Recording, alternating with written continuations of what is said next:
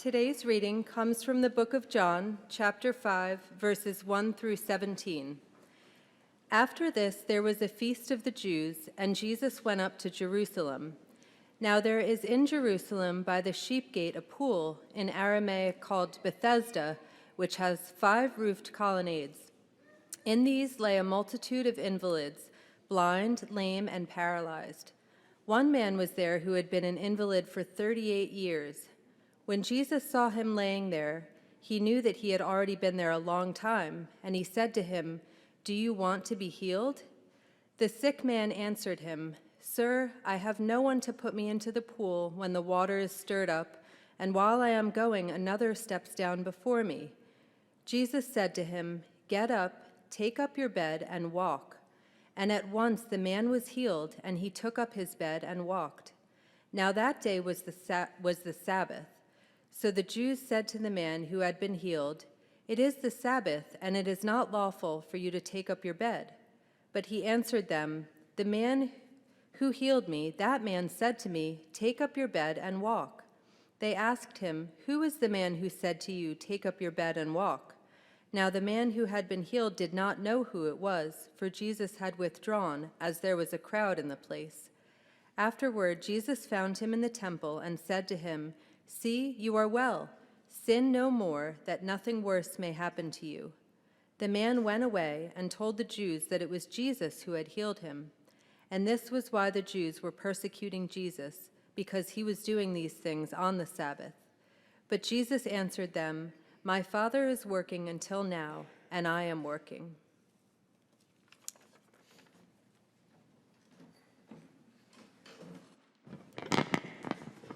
You can be seated.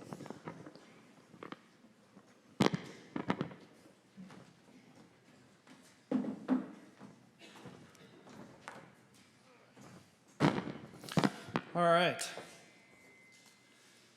Everybody doing all right? I'm looking around. I don't see too many tears for this last Sunday in the gym here.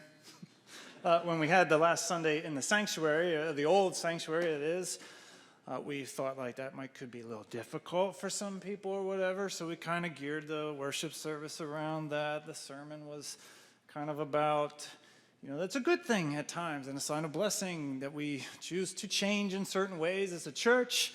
I'm assuming, though, I don't need to do that as we leave the gym. I don't need to preach a special sermon to help you get over the sadness and the tears of it. Everybody okay, right? 3 years. It's been 3 years. It was the summer of July 2020 that we moved into the gym here. 3 years of Pastor Tim setting up these chairs every Saturday night.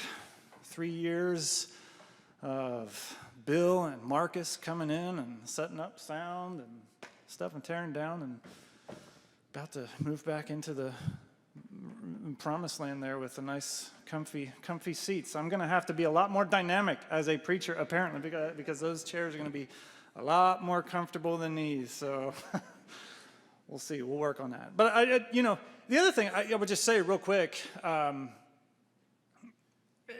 don't know, it just occurred to me this morning as I was thinking about that, the last Sunday in here, that even in this time, 3 years being in a gym, which is not our ideal place to worship, but yet it's just been neat to see how these 3 years God has blessed our church in really neat ways. We've grown as a church family, more in number, at least, than the other years that I had been here. There's new things happening, new ministries happening, new opportunities, new people with new gifts, right? So it's just exciting times. So it's just good reminder to me that even in times of, less than ideal situations, God is still faithful and he blesses us. And we ought not just pass over that. I'm also very thankful that I'm a part of a church family that can kind of, rock and roll with the punches, so to speak, and the inconveniences of life. I'm very thankful that we were not a church that got too caught up in all the COVID wars that were going on years ago, and we didn't have to deal with that. And I'm very thankful that I'm part of a church family that, hey, even though we have a nice sanctuary over there, we've been worshiping in the gym for the past 3 years. And if anything, I don't know, it seems like the fellowship and the enjoyment has just grown all the more sweet together. So, yeah, thankful that in many ways God is gracious, and I'm thankful to be a part of this church family that can just kind of roll with it all. And it'll be all the more sweet when we get in there next week, all right? We did already have the conversation. Are we bringing coffee into the new sanctuary? We said no, we're not bringing coffee into the new one. So I'm pretty sure there will be a couple people who will still be worshiping in here next Sunday with their coffee cup in their hand. And you're welcome to do that, I suppose. All right. So anyway, we're going to continue on. We're just going to keep going through the book of John. We're back in John now. And yeah, we're going to press ahead. This great scene at the Pool of Bethesda in chapter 5. And as we do that, right, remember the big picture in John, big themes. Consider the way the book starts, the way the book ends. In the beginning was the Word. The Word was with God. That Word was God.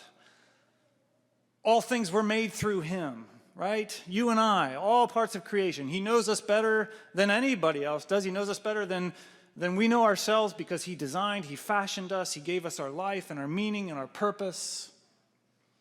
And this Word took on flesh and moved into the neighborhood so that he might be light and life for all people. That's how the book starts.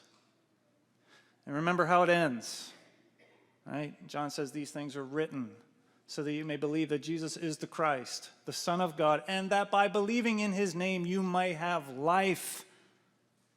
Right? That's John's big picture thing. He's writing this book. He's giving it to the church. He's giving it to his people so that we might find life by believing in this eternal Word through whom all things were made. And we're in this section now called the Book of Signs, where John is recounting certain dynamic things that Jesus did that not only demonstrate his power and authority as that eternal Word, but also reveal something about who he is, about his character, and also reveal something of this life that he is aiming to restore in this kingdom that he is bringing and ushering in.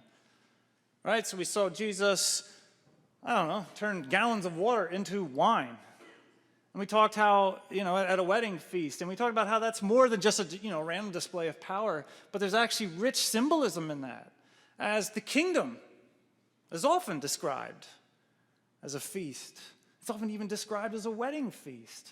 And the prophets, when they look forward to the day of full and final restoration of the kingdom, they're often talking about how we will enjoy together the goodness and the beauty of God's creation. Some will even go so far as to say the mountains will drip with sweet wine. Right? So this kingdom, this life, it's a celebration of the goodness of God's creation and all that he intends for his people. We saw last week how this good life is overshadowed by the curse, the sting, the pain of death. And we saw in the healing of that boy that Jesus is the one who even now is bringing light into this death-shadowed world and is the one who has power and authority not only to create life, but to rescue life from death. And now we get to this sign, the healing of the man at the pool in Bethesda. Well, which literally means in the Aramaic, house of mercy, or in the Greek, house of flowing, right? So some people say, some people talk about Bethesda as being this house of overflowing mercy. And I think actually that's sort of the point of this whole passage. What it's meant to reveal to us about Jesus is that he is one who is overflowing with mercy. And part of this rich, wonderful life of knowing him and following him is seeing that mercy and receiving that mercy and participating in that mercy. And so we're going to talk about that as we work our way through. I see three areas where Jesus demonstrates significant mercy in this episode, or in this scene. And the other thing that I notice in here is people who are kind of walled off to God's mercy for one reason or another. So we're going to we're just going to highlight Jesus' demonstration of mercy, and just take notice of those who are walled off against it, and let that be sort of a caution or a warning to us as we follow Jesus as well too, okay? So that's where we're going. Let's talk a little bit more about the scene here. We're at this pool. Think of an old Roman bath, like a big, a pool of water where people would come and there would be maybe a nice edifice around it. Actually, John says that there are 5 colonnades around this pool. Right? Think Roman colonnades. Colonnades are, like a hallway or a porch.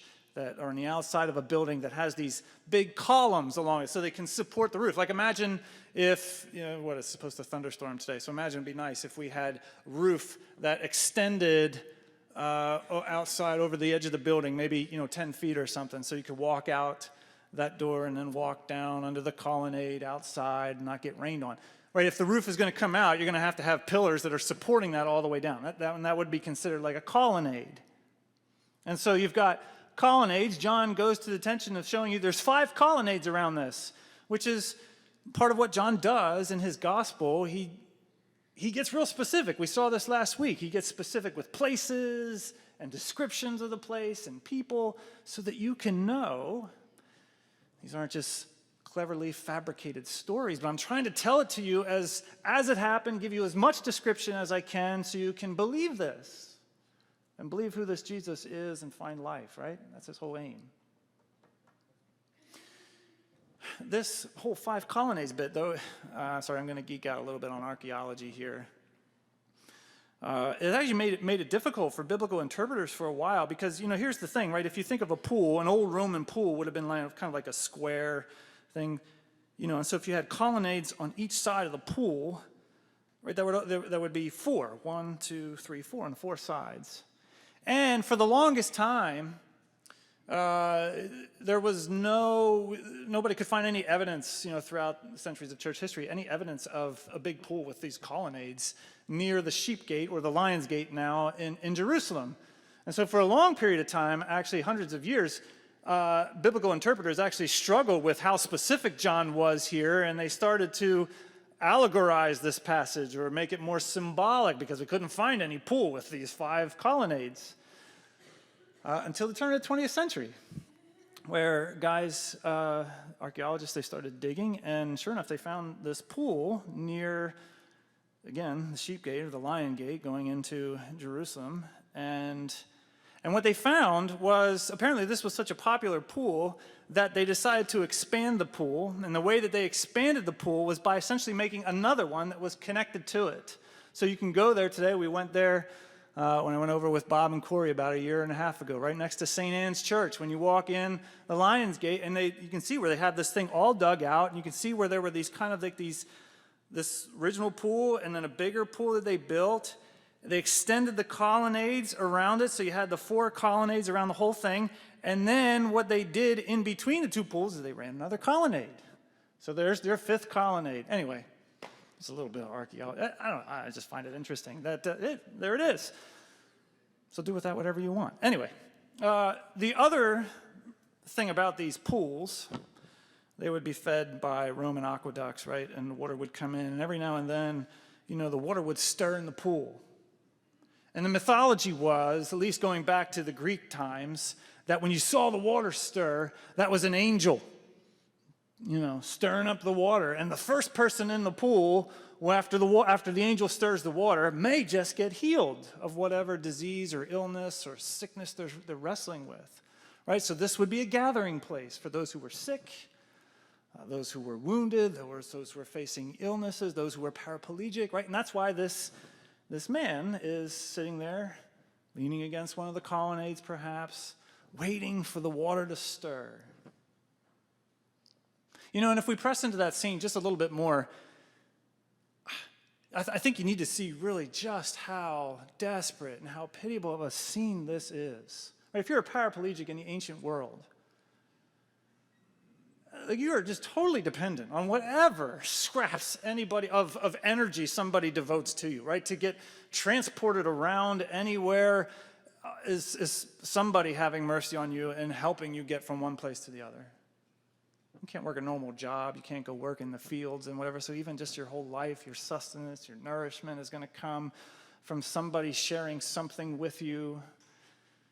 Whatever, personal hygiene or, just all these things. How desperate of a situation. And remember that you're in a day before there are hospitals or rehab facilities or in-home nursing care, right? Because those things hadn't been invented yet.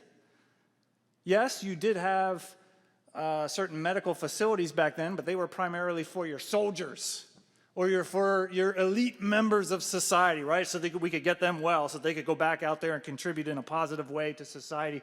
You didn't have medical facilities for just everybody, the common person. In fact, it gets to the broader cultural point that even in that culture, you were kind of looked down on if you were in such a weakened condition that you had to beg and you had to rely on somebody helping you out, right? They were much more into the powerful and the mighty and those who can contribute in positive ways to society. Paraplegics in the ancient world would have just been a drain on society. Right? It's just weird for us to think about that because we usually judge a society by how well they care for sometimes the weakest among them, right? But that was a major shift in history. I came home on Friday, and to my wonder and amazement, my daughter Kate was downstairs watching the original Karate Kid. Now you talk about movies. I grew up on that movie. Every other Friday night I was over at a friend's house, and we were probably watching Karate Kid. So I was so excited, and if you know anything about so we sat down and watched it later that evening. Kate and Amy went to bed, and I was there by myself, watched the rest of Karate Kid. It was great. But if you know that movie, right, the bad guys in the movie are the karate guys from the dojo, the Cobra Kai, right, dojo, and their whole motto is strike first, strike hard, and we show no mercy, right? And that's sort of the whole. The movie does a great job of making you just despise these people because they show no mercy, and they're picking on this little kid, Daniel LaRusso, who moves out there such that he has to go get karate training. And they're such despicable people, right? There's no mercy and whatever, that you just love it at the end when they finally get to what's coming to them. But the thing is, I don't know if in the ancient world, Cobra Kai would have been viewed as the bad guys, right? They would have said, yeah, there's the heroes of the story, the strong, the mighty, the powerful. They strike first and strike hard, and they show no mercy. Mercy, the sign of weakness. And again, that feels so weird to us, but you need to understand that the only reason that's weird to us is because there was this dramatic shift in history. And, well, put it simply, I think it was Friedrich Nietzsche, the atheist philosopher, who blamed it all on the Christians. Christians were those annoying people who defied the laws of natural selection and defied the common laws of how we advance as a society and just let the weak and the poor die off. It was the Christians with their demonstration of pity and mercy.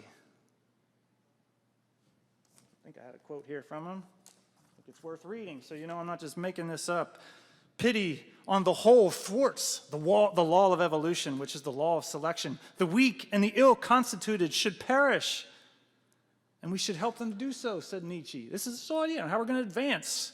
He says, Christianity has taken the part of all the weak, the low, the botched, and has made an ideal out of antagonism to all the self-preservative instincts of life.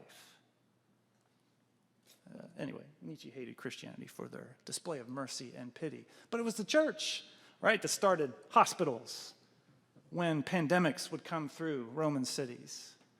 It was the church that started developing organized ways to care for widows, to care for orphans, right? It was the church who had a particular eye towards those who were struggling and those who were weak, and they were constantly trying to figure out ways, how can we generate some resources and income so we can care for those who don't have? And if you would ask them why, they would have given you this strange, borderline preposterous claim that, well, our God is a God of mercy. Our God is one who has created us in his image and who delights to show to us mercy and justice and attend to our needs. Our Christ, our King, the one that we follow, was so full of compassion, so full of mercy that he was willing to suffer and die to relieve us of our own suffering, of our own sinfulness, and lead us into life. And so it is our joy to follow him and to live in that same sort of love, mercy, and compassion. And it changed the world. If you find yourself, thinking that we ought to be people who show mercy, that's just because you've grown up in a world that was heavily shaped by the Christian worldview. And so that's basically saying, don't blow past how strange this is in the ancient world, to have God in the flesh showing up at this place where all the sick and the weak and the wounded seeing a man who had been there for a long period of time, his eyes catching him out, and him being moved with compassion and mercy, such that he goes to the man and says, do you want to be healed? And the guy says, well, I've been coming here the better part of 38 years, trying to get down into the water when it stirs up, and if I can just barely get myself there, by the time I get there, everybody else is rushing in ahead of me. And Jesus, the one, according to John, who flung the planets into space, the one who breathed life into you and I, right? The one who works life out of death, says to the man, rise, pick up, get up, carry your mat, and walk. Right? And out of the overflow of his power, out of the overflow of his mercy, this man gets up, he picks up his mat, and he walks away. It's kind of an odd little scene there. We'll come back to this, but he just gets up and walks away. First act of mercy there. Okay, but then here's the problem, and here's the resistance to it. It happens to be the Sabbath day, right? Sabbath day is the day where you stop with the normal routine and you reorient your life around your Creator. And you remember his works of creation. You remember his works of redemption throughout history. And you give yourself anew to knowing him, to following him, to turning away from false gods, false idols, and following after him. And it's a day of rest. Take your hand off the plow. Stop your work. Stop your labors. You remember that God has this. It's his creation. You give yourself to knowing anew your Creator, right? And the thing is, if you read throughout all Israel's history, right, you go through the prophets, Israel was not good at keeping Sabbath. You have Jeremiah, who writes to Israel when they are when they're in exile. They've been kicked out of their land. And as he's writing to explain part of what happened, he says, this is what the Lord says, be careful not to carry any more a load on the Sabbath day or bring it through the gates of Jerusalem. Do not bring a load out of your houses or do not do any work on the Sabbath, but keep the Sabbath day holy as I commanded your ancestors. Or Nehemiah, when the exile is over, and he's back in Jerusalem with those returning from exile. And he sees people going to work on the Sabbath day. And he gets out, he gets in their faces and he says, didn't your ancestors do the same things so that our God brought this calamity on us and on this city? And now you're stirring up more wrath against Israel by desecrating the Sabbath. Right, so you fast forward to Jesus' time and it's these Pharisees who are saying, okay, never again on our watch. Never again on our watch do we suffer the wrath of God because, among other things, we desecrate the Sabbath. And so they put all these secondary laws around the Sabbath. Say, okay, we're not going to do any work, and you're not going to lift this, you're not going to do that, so we don't even come close to breaking that Sabbath. And you can go and read the old Mishnah, and part of that is, hey, you're not going to pick up your bed. I guess back into where they were kind of like my wife, who likes every couple of years to rearrange a room or whatever. So you're going to pick up your bed and move it around, maybe. Not on the Sabbath. Don't pick up your bed on the Pharisee. So it says the Pharisees, right? And so here comes this man who's been healed walking into the temple, because that's what you did when you got healed. You go show yourself to the priests, the Pharisees, and the leaders. And he's walking, he's carrying his mat. And and he's coming in to say, look at me, I can walk. Look what has happened to me. And the Pharisee, whoa, buddy, you're carrying your mat there. Let's talk about the bigger problem, the bigger issue we got going on here. What are you doing desecrating the Sabbath? Okay, which I think gets to this point, like, okay, these Pharisees, right, maybe originally their intention was good. We want to preserve obedience to Christ and to God and his law. We want to avoid his wrath. We want to see his kingdom come. Okay, but then, presumably after years of,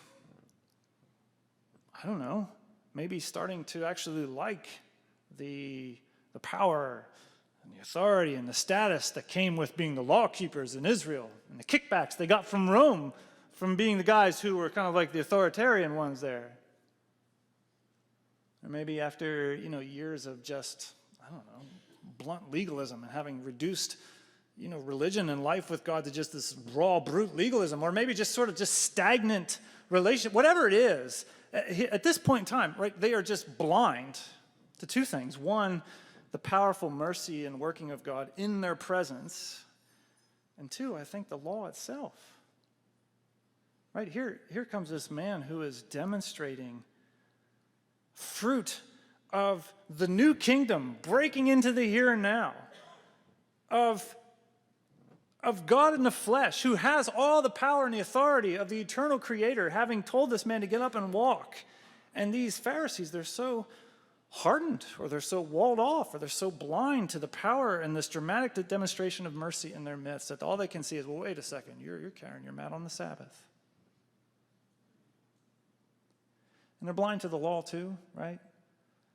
Because as Jesus, points out a couple different times, right, the whole law, all of it, was meant to show you how, one, you love God with all your heart, soul, mind, and strength, and how you love your neighbor as yourself.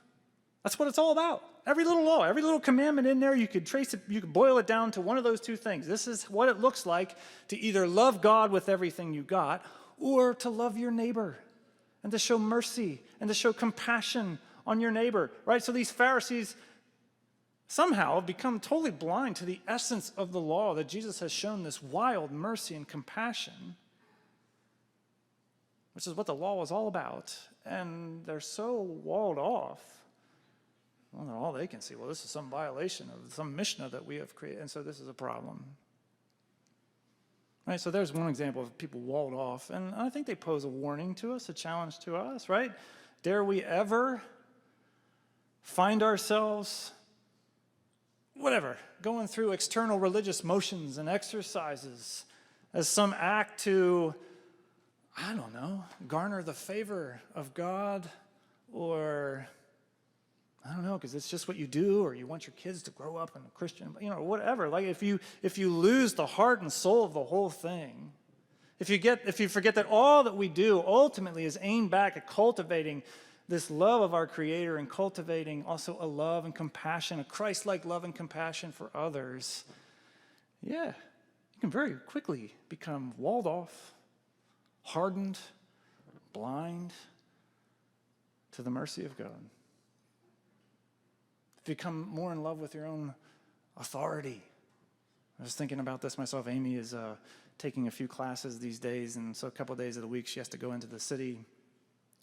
So these days I'm working from home a little bit more than I normally do throughout the week, and George and Jeffrey are home, kids are off school and whatnot, and so I'm trying to get some work done, and George and Jeffrey are starting to go at it, and I will exercise my authority in the home, and I will try to put an end to that.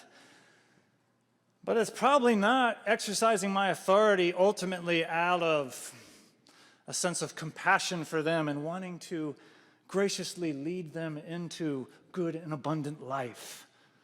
Or it's not exercising my authority to lead them more deeply into what God would have for them in the moment. No, it's exercising my authority because I want to get some work done, and they're making it very difficult to do so. And so all I'm really concerned in this moment is my inconveniences, and so I'm going to exercise my authority here. You get the idea.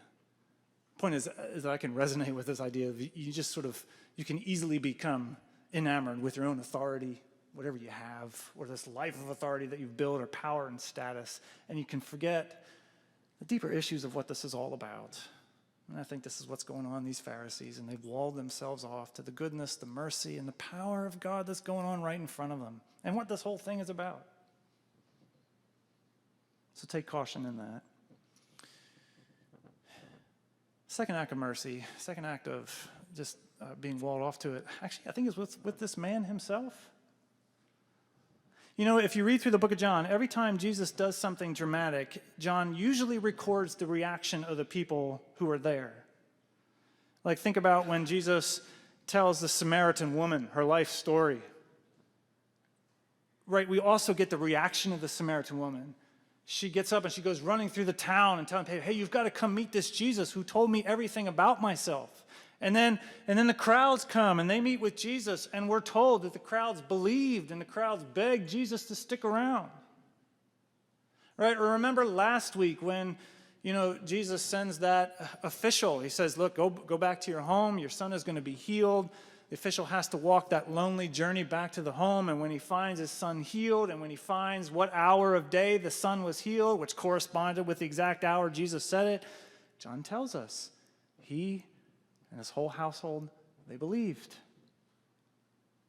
And that's what John does throughout the book. So it's actually not a passing thing that we don't get any of that in this scenario. Jesus heals this man, and John doesn't record a sense of gratitude or thankfulness, or John doesn't say, and the man believed, like he does all throughout the book. Or the man doesn't even say, I'm sorry, I didn't even catch your name. Right? He doesn't even know the name of the guy that heals him when he goes to the temple.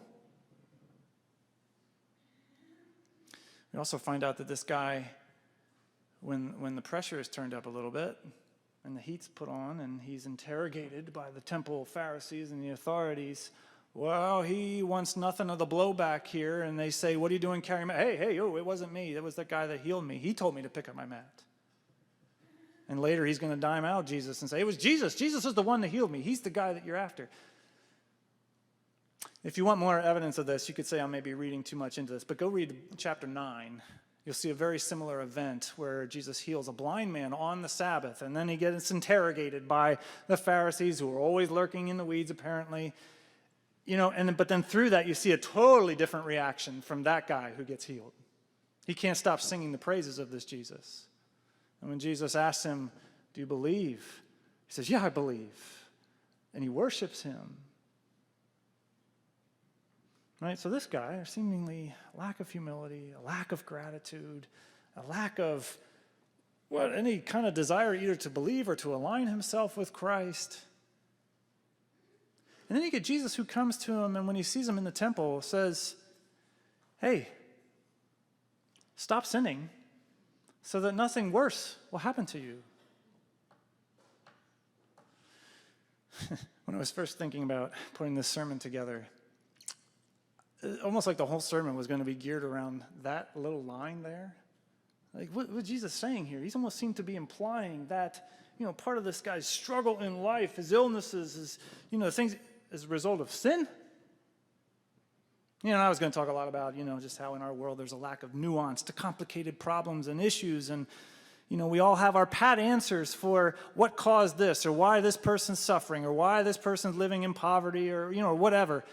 In the Bible, it's never quite so cut and dry, never quite so simple. Like, it's a complicated issue. I'm not going to go down that road now. Maybe, no, never mind. We're just going to keep going. But the point is this: in numerous other places, like if you go read chapter 9, that very question is going to come up: who sinned such that this man was born blind? And Jesus said, no, sin had nothing to do with it. Right? So it's very clearly the case that when people suffer, it's just not automatically, well, somebody sinned there. No, quite often it's not. Sin has nothing to do with it. But sometimes, as what may be the case in here, sin does have something to do with it. You see that in other places throughout the scriptures as well, too. But the point I wanted to highlight from this is simply that the mercy of Jesus it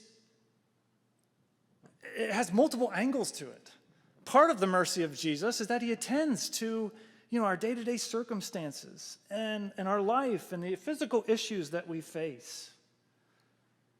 Right? You think about how, when we come to Jesus in prayer, more often than not, we're bringing before him, our daily circumstances and the issues and the things that are in front of us, things that we're worried about, things that we're concerned about, things that are causing us grief or hardship or heartache, right? And we bring them before God. And many a times, if it's his will and his good purposes, Jesus has mercy on those, and he comes to our aid.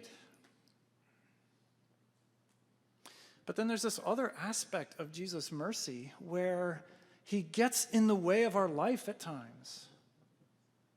And it's like he calls us out and says, hey, you're going down a road of sin and death here. Stop. And I guess what I want to highlight, that's an act of mercy. Maybe a no-brainer to you, but I think increasingly in our day and age, that's not a no-brainer, that God would step in the front, in the way of our sinfulness and call us to stop and call us to obedience, that would somehow be an act of mercy. It seems more and more in our culture, mercy is defined as removing any impediments, and maybe by somebody else helping remove any impediments to me living the life I want to live. Somebody coming and exercising either their power or their ability or whatever to remove any obstacles to me living a free, autonomous life. All right, so whether that's dealing with corrupt systems or corrupt things going on in society, and believe me, there is a real honest truth to that is a real act of mercy and justice, that we would deal with things that are keeping us from living life, right? Yes.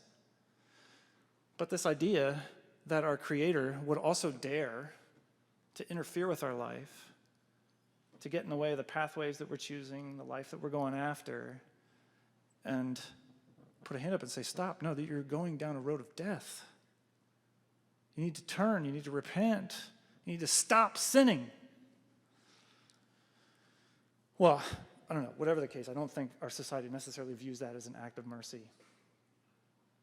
And I don't know, but I would wonder if this guy, would have in his mind 38 years. 38 years I lived in utter misery. 38 years I watched people rushing down ahead of me into that pool. 38 years I had to come and beg just for daily nourishment and sustenance. And maybe I get a little bit someday, maybe I don't. 38 years of pure agony.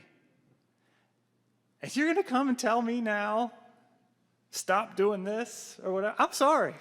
I lived in misery for 38 years. With whatever time I got left, I'm living life on my own terms, and I'm going to go get whatever I can get. I don't know, but I wouldn't be surprised if that's part of it. And see, in that, so too this guy has a wall up to God's mercy, and he can't see the mercy, whether it's his lack of humility, it's pride, whether it's his lack of gratitude, whether it's his fear, whatever it is, he's living life in fear, or whether it's just, I want to get whatever I can with the time that I have left, and I want this autonomy. He has a wall up to God's mercy, right? And there's a similar caution there for us as well, too. Right? If pride has run amok and there's a lack of humility, if there's a lack of gratitude because, well, you do the best that you can to live a good and moral life that God should be pleased with and that God should rightly honor and bless, such that you think that the mercy that comes is not mercy, that's entitlement, it's what I deserve. Or if you've made that cultural idol of freedom and autonomy, your idol, right? These can all be things that can wall you off to seeing, receiving, and delighting in the mercies of Christ, which are new every morning. Last act of mercy. You can see how the story shifts, and we'll pick it up here next week. The story shifts. The guy goes away, and we don't hear much about him anymore. The episode of the healing, that just kind of fades away. And the whole scene shifts now to sort of like Jesus on trial. Pharisees are going to be asking some questions of him. He's going to ask some questions of them. He's going to be put on trial. And the text literally says there in verse 16, and this is why the Jews were persecuting Jesus, because he was doing these things on the Sabbath. In other words, the scene is shifting, and you'll see it pick up for the rest of the book, that now the book of John is shifting, and now this persecution of Christ is now part of this story. Now the Son of God who has come, now the Son of God who is doing these interesting things, now it's shifting. Now the Son of God has this added element to his life of persecution. All the other stuff shifts away, and the persecution now is going to be the rest of this chapter. And in a way, this chapter gives you a picture of the whole book. Right? We're in these book of powerful signs that Jesus is doing, but pretty soon, that's all going to fade into the background. The book of signs is going to come to an end, and the book of glory is going to begin. And the book of glory is largely part of the persecution and the trial and the suffering and ultimately the death that Christ is going to endure. Right? All the rage, all the lusts of power and authority and status, all the pride, the ugliness of pride, all the lack of humility and gratitude, all of the idolatry of autonomy or whatever, all of this and all of its rage and all of its ugliness is going to be poured out on Jesus. And the thing is, all of that's going to be judged. But it's not going to be the Pharisees that are going to suffer that judgment. It's not going to be this ungrateful individual who's going to suffer that judgment. It's going to be Jesus who suffers that judgment. It's going to be Jesus who takes all the ugliness of a pitiless world upon himself. And in that is going to bear the full weight of it, the full curse of it, the full consequence, the full penalty of it. Again, why? So that he may lead his people into life in the full. And so they might not have to bear the consequence, the curse, the penalty of all that. And here's the thing. We talk about this week in and week out. My sermons always seem to wind up back again at the foot of the cross.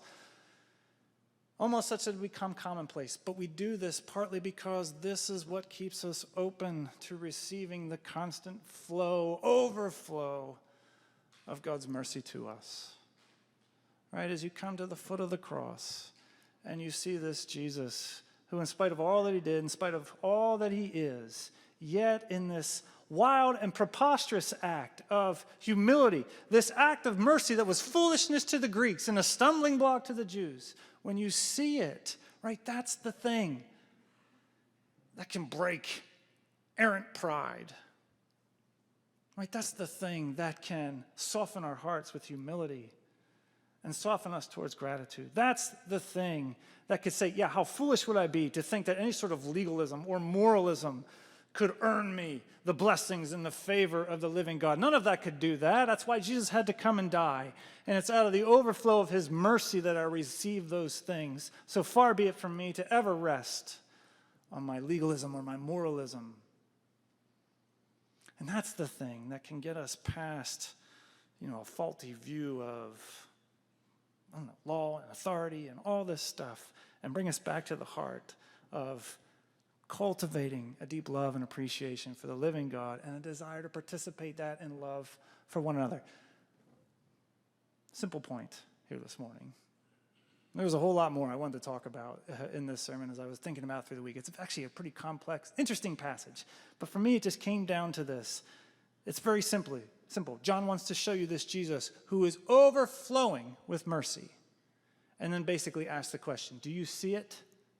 Do you receive it?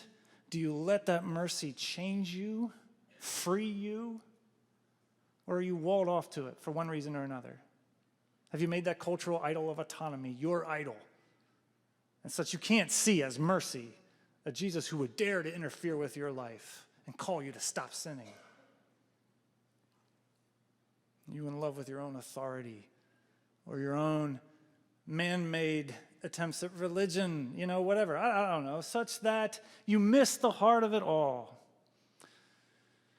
If for any way, in any reason, that's the case, well, it's that final act of mercy that I think can wrestle you free from that. Come to the foot of the cross. See the overwhelming compassion, pity, and love and mercy that Jesus has for you. Soak that in, and it'll free you to the life of humility, a life of gratitude, and a life of genuinely desiring to live in mercy towards others. See the God who overflows with mercy towards you, day in and day out, whose mercies are ever new.